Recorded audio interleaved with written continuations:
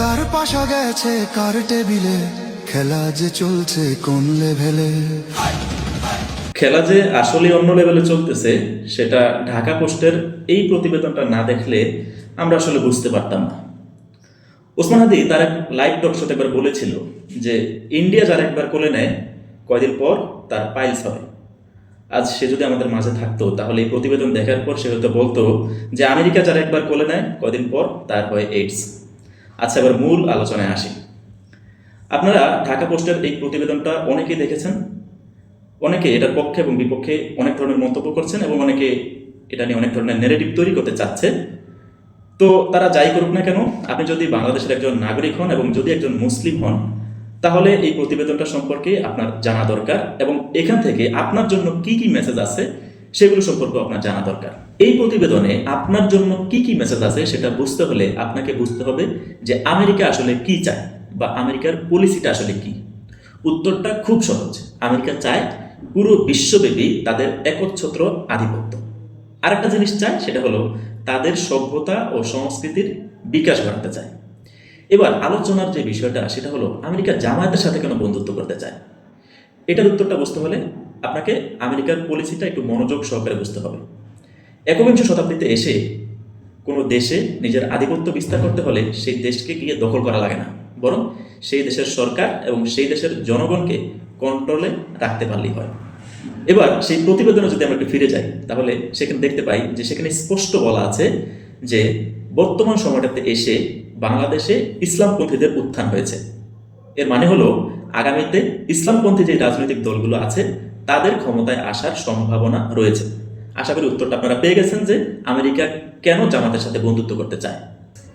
এবার যে বিষয়টা নিয়ে আলোচনা করবো সেটা হচ্ছে সবচেয়ে গুরুত্বপূর্ণ বিষয়। আমেরিকা জামায়াতের সাথে বন্ধুত্ব করতে চায়, তবে এর জন্য তারা দুইটা শর্ত দিয়ে দিয়েছে।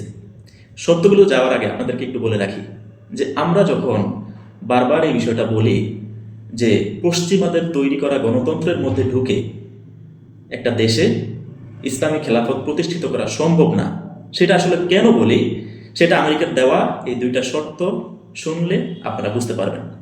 আমেরিকার দেওয়া প্রথম শর্ত হলো যে জামায়াত যদি ক্ষমতায় আসে তাহলে তারা এই দেশের শরিয়া আইন কায়েম করতে পারবে না। যদি করে তাহলে বাংলাদেশের রপ্তানি পণ্যের উপর আমেরিকা 100% ট্যারিফ বসাবে। আমেরিকার এই শর্তে জামায়াত কি উত্তর দিয়েছে সেটা আপনারা ইতিমধ্যে দেখতে পেয়েছেন বা আপনারা জানেন যে জামায়াত বলেছে তারা যদি ক্ষমতায় যায় তাহলে এই দেশে তারা শরিয়া আইন কায়েম করবে না। দ্বিতীয় যে শর্ত আমেরিকা দিয়েছে সেটা হলো জামায়াতের পক্ষ থেকে যে বলা হয়েছিল তারা যদি ক্ষমতায় আসে তাহলে নারীদের কর্মঘণ্টা হবে 5 ঘন্টা। আমেরিকা এইখানে শর্তটা দিয়েছে, তারা বলেছে জামায়াত এখান থেকে সরে আসতে হবে। জামায়াত যে নারীর কর্মঘণ্টা কমাতে চাইছে সেখান থেকে জামায়াতের সরে আসতে হবে। এটা আসলে আমেরিকা কেন করেছে এটা যারা বুঝেন না তাদের জন্য একটু ছোট্ট হিংস দিয়ে রাখি। আমেরিকার সভ্যতাটাই হলো এমন, তারা সমান অধিকার চায়, নারীকে মাঠে নামাতে চায়, নারীরও সমান অধিকার চায়। এটা নিয়ে বিস্তারিত আলোচনা আছে, পুঁজিবাদের আলোচনা এখানে, এটা নিয়ে অন্য একদিন আলোচনা করব। তাহলে জামায়াত আমেরিকার এই দ্বিতীয় শর্তেও রাজি হয়েছে এবং এই দুটো শর্ত মেনেই বর্তমান সময়টাতে এসে আমেরিকা জামায়াতের সাথে বন্ধুত্ব করতে চায়। এবং সেই প্রতিবেদনে এমনটাও বলা হয়েছে যে এ পর্যন্ত জামায়াতের প্রতিনিধির সাথে যুক্তরাষ্ট্রের 4 বার যুক্তরাষ্ট্রের প্রতিনিধিরা বৈঠক করেছে এবং ঢাকায় এ পর্যন্ত বেশ কয়েকবার জামায়াতের সাথে বৈঠক হয়েছে। এবার সর্বশেষ যে বিষয়টা নিয়ে আলোচনা করা দরকার সেটা হচ্ছে যে বর্তমান সময়টাতে এসে আমরা দেখতে পাচ্ছি যে নানান জায়গায় একটা গুঞ্জন উঠেছে। মানুষ বলছে যে সব দলকে সুযোগ দেওয়া শেষ, এবার আমরা জামাত ইসলামকে একবার সুযোগ দিতে চাই। আপনি সেই সুযোগটা চাইলে দিতেই পারেন, কারণ সুযোগের অভাবেই এদেশের অধিকাংশ মানুষ সৎ। তাই ক্ষমতায় আসলে কে চাঁদাবাজ হবে কে দুর্নীতিবাজ হবে সেই আলাপে আমি যাচ্ছি না। শুধু আপনি যদি একজন মুসলিম হন এবং বাংলাদেশের যদি একজন নাগরিক হন, আপনাকে আমি এই মেসেজটাই দিয়ে রাখতে চাই যে যারা মনে করছেন জামায়াত ইসলাম ক্ষমতায় আসলে এদেশে শরিয়া আইন কায়েম করবে, তারা এতটুকু নিশ্চিত থাকেন যে আপনাদের সেই আশা কখনোই জামায়াতের দ্বারা পূর্ণ হবে না। ভিডিওর শেষ প্রান্তে চলে এসেছি।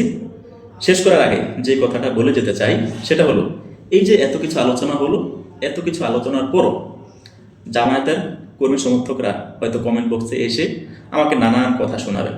সেটা আপনি শোনাতেই পারেন, সবার জন্য কমেন্ট বক্স উন্মুক্ত। তবে আমার দিকে আঙুল তোলার আগে যখন রাতে ঘুমাতে যান নিজের বিবেকের কাছে প্রশ্ন করবেন যে আপনি সারা জীবন বলে আসলেন আমেরিকা যার বন্ধু হয় তার আর শত্রুর প্রয়োজন হয় না, ক্ষমতা যাওয়ার জন্য কেন সেই আমেরিকাকে আপনার বন্ধু মনে হচ্ছে?